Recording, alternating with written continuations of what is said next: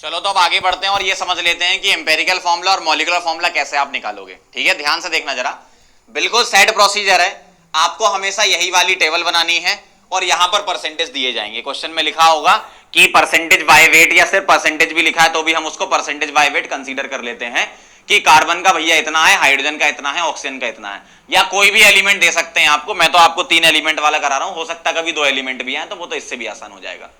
कभी अगर कार्बन और हाइड्रोजन का परसेंटेज दिया है और ऑक्सीजन का नहीं दिया है तो आप 100 में से माइनस करके निकाल लेंगे। मान लो ये नहीं दिया होता, सिर्फ यही दोनों दिए होते, तो हम ये मान लेते हैं कि तीसरा एलिमेंट ऑक्सीजन होगा। कभी ऐसा अगर आप देखो क्वेश्चन तो अपनी तरफ से ऑक्सीजन मान के उसका परसेंटेज निकाल लेना। अभी क्वेश्चन में मुझे कार्बन, हाइड्रोजन, ऑक्सीजन का परसेंटेज दे रखा है और मुझे मॉलिक्यूलर वेट बता रखा है कंपाउंड का 118 है, तो मॉलिक्यूलर फॉर्मूला भी निकालना है और इससे हम एम्पेरिकल फॉर्मूला भी निकालेंगे, दोनों चीजें निकालेंगे। ठीक है, ध्यान से देखना आप जरा, क्या लिखना है आपको, परसेंटेज बाय वेट गिवन है। एटॉमिक वेट बताओ कार्बन का कितना होता है, 12, हाइड्रोजन का 1 और ऑक्सीजन का 16, ये आपको पहले से याद होता है। Percentage by weight divided by atomic weight, तो एक तरीके से हम मोल निकाल रहे हैं या नंबर ऑफ एटम्स निकाल रहे हैं इस तरीके से। तो क्या आ रहा है ये 40.6 डिवाइडेड बाय 12, कितना आएगा ये 40.6 डिवाइडेड बाय 12 आप डिवाइड करोगे तो 3.3 आएगा। ठीक, 5 डिवाइडेड बाय 1 ये क्या आएगा आपका 5 आएगा। 54.4 डिवाइडेड बाय 16 ये क्या आएगा, ये नियरली 3.4 या 3.3 के आसपास आएगा। अब इनमें से सबसे छोटा कौन सा है वो बता दो, इन तीनों में से बताओ।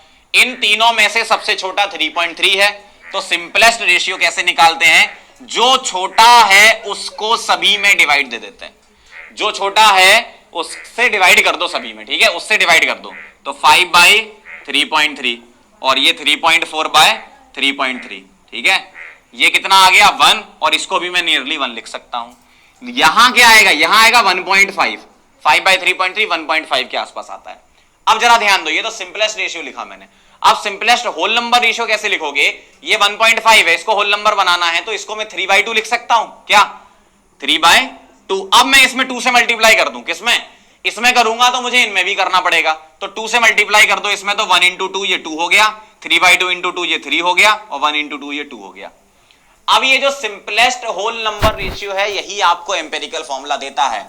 ये क्या देता है आपको, एम्पेरिकल फॉर्मूला। क्या आ गया बताओ, कार्बन कितने 2, हाइड्रोजन कितने 3, ऑक्सीजन कितने 2, इस तरीके से समझ गए बात को।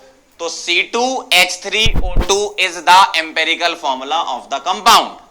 अब मुझे मॉलिक्यूलर फॉर्मूला निकालना है, तो मुझे एक बार बताओ, मॉलिक्यूलर फॉर्मूला हम ऐसे लिखते थे, empirical formula whole n times होता था ना, तो मैंने उसको वहां लिख दिया।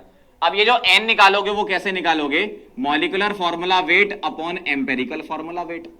मॉलिक्यूलर फॉर्मूला वेट कितना है 118 गिवन है क्वेश्चन में, और एम्पेरिकल फॉर्मूला वेट निकाल लो, 12 × 2 24, 25 26 27 और 32, कितना हो गया 27 और 32, 7 2 9 59। ठीक है, और 118/59 कितना हो गया 2, तो n की वैल्यू कितनी आ गई 2 आ गई।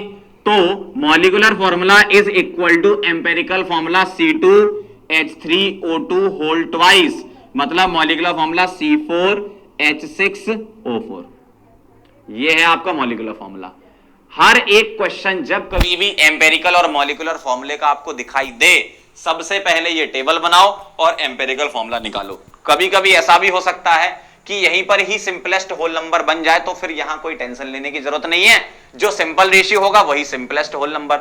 मान लो ऐसा आ जाता 131, तो हम C1 यहां भी 131 लिख देते, वो तो यहां 1.5 आ रहा है, इसलिए हमें 2 से मल्टीप्लाई करके लिखना पड़ रहा है। समझ गए बात को, तो बहुत आराम से इसको नोट करो और एक बार फिर से इसको। चलो अब आगे बढ़ते हैं, पीयूएससी के 2 छोटे